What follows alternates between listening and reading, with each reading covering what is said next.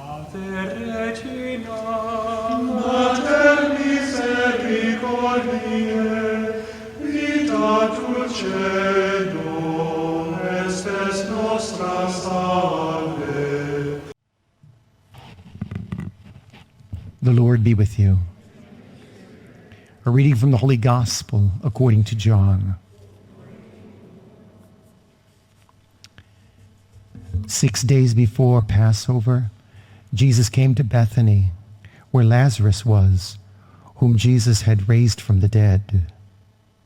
They gave a dinner for him there, and Martha served, while Lazarus was one of those reclining at table with him.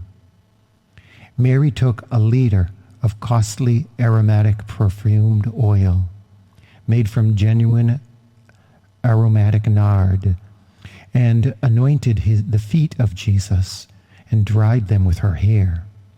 The house was filled with the fragrance of the oil.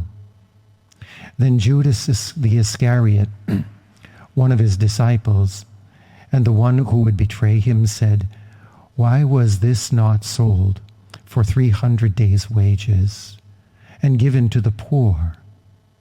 He said this not because he cared about the poor, but because he was a thief and held the money bag and used to steal the contributions. Jesus said, "Leave her alone. Let her keep this for the day of my burial. You will always have the poor with you, but you will not always have me." The large crowd of Jews found out that Jesus was there and came not only because of him, but also to see Lazarus, whom he had raised from the dead. And the chief priests plotted to kill Lazarus too, because many of the Jews were turning away and believing in Jesus because of him. The Gospel of the Lord.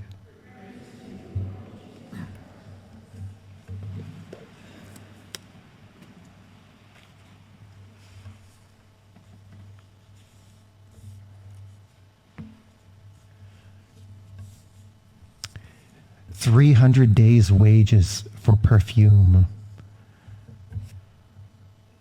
A year's salary. That's amazing. To have all this. To just pour it all out on Jesus.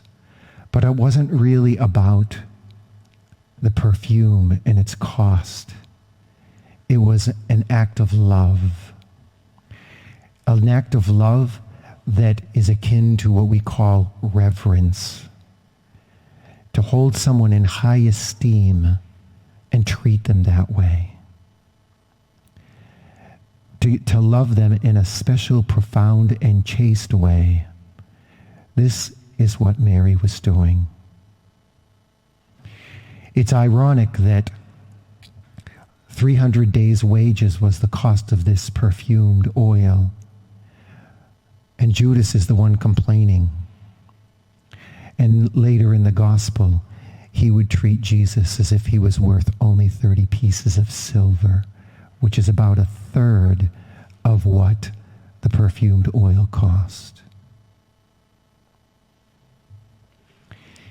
It's easy to minimize Jesus, and it's easy to minimize loving Jesus. We may genuflect and we may make our signs of the cross. But we must be careful that those gestures are not empty or thoughtlessly executed.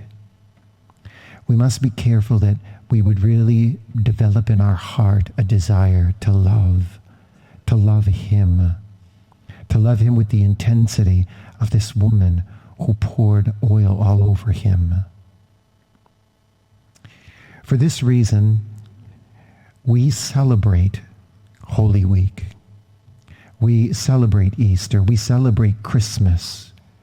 We celebrate the Sunday Mass so that we would not lose sight of what it is to be reverent. And we would be careful that it doesn't become for us just a habit. Yes, we go to Mass on Easter Sunday because it's a tradition of the family. No. We go to Easter Mass on Sunday because Christ rose from the dead to save me because he loves me. And I desire to love him in return. The Mass is the fullness of our celebrating this love, especially as we are calling to mind what Jesus did, as he says in his own words, "Do this in memory of me." Profound words in the Mass. And this is why we come to Mass, to do this in memory of him. Reverence toward Jesus is what makes us the light of the nations that the prophet Isaiah spoke of this morning in our first reading. That light of the nations isn't that we shine so brightly, but what God is able to do with us to make him shine as the one who shines out of us for the glory of God. A light that says, that person must be very friendly with Jesus. I remember a time when I was a child and I had some new vocabulary that I suddenly picked up. It wasn't good. And I was disciplined properly for it. But my mother, the first thing she said was, "Who are you hanging around with lately? Where are you picking up that stuff?" On a positive light, this should be said about us. That people would see Christ in us and beg the question, who have you been hanging around with lately? Jesus. Jesus, because I love him and he loves me. I treat him like he's sacred and I'm reverent toward him. This is Jesus. Regina Celi, letare, alleluia, qui aquam meruisti portare, alleluia, resurrexit sicut dixit, alleluia.